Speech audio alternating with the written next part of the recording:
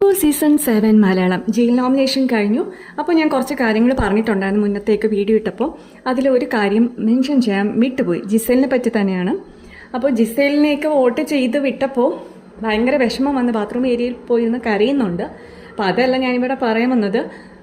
ഈ contestants ജിസേലിനെയൊക്കെ vote ചെയ്യുന്ന സമയത്ത് റീസൺ പറഞ്ഞാൽ എന്താണെന്ന് വെച്ച് കഴിഞ്ഞാൽ ബാത്റൂം ഏരിയയിൽ അതായത് മീൻസ് ബാത്റൂം ഡ്യൂട്ടി അസൈൻ ചെയ്ത് കൊടുക്കുന്ന സമയത്ത് ഷി വാസ് ഓക്കെ. പക്ഷേ വെസൽ ടീമിലാണ് ഫസ്റ്റ് ഇട്ടത്.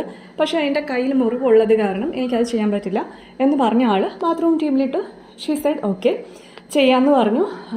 ക്യാപ്റ്റനാക്കി കൊടുത്തു. പക്ഷേ അവിടെ ഡ്യൂട്ടി ചെയ്യുന്നില്ല, ഏതുനേരവും കിച്ചണിലാണ്.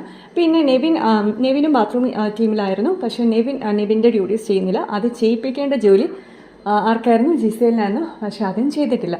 ഓക്കെ, അതും ചെയ്യുന്നില്ല. കിച്ചണിൽ വന്നിരുന്നു, അവിടെ ഭരിക്കുന്നു. പക്ഷെ വെസൽ ടീമിൽ നിൽക്കാൻ പറ്റില്ല എന്ന് പറഞ്ഞ വ്യക്തി നെവിൻ്റെയും ആര്യൻ്റെയും പ്ലേറ്റ്സ് കഴുകി കൊടുക്കുന്നു.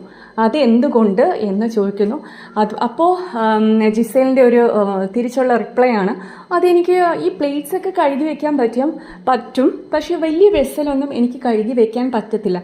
ഇതെന്ത് മുട്ടാപ്പോക്ക് ന്യായങ്ങളാണ്? അങ്ങനെ വലിയ പാത്രങ്ങൾ വരുമ്പോഴത്തേക്കും മറ്റുള്ളവരുടെ അടുത്ത് പറഞ്ഞു കഴിഞ്ഞാൽ അവർ കഴുകി വെക്കത്തില്ലേ?